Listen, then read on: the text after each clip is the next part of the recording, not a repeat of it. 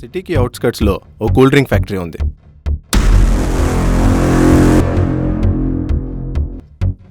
దానికి చుట్టూ చాలా సబర్బ్స్ ఉన్నాయి. ఎందుకురా నీకెవన్నీ? Time waste, energy waste. ఎలాగో గెలవు అని నీకు తెలుసు.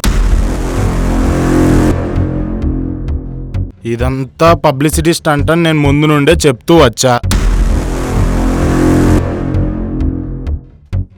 రేపు కోర్టులో ఏం జరగబోతుందో నాకు తెలుసు.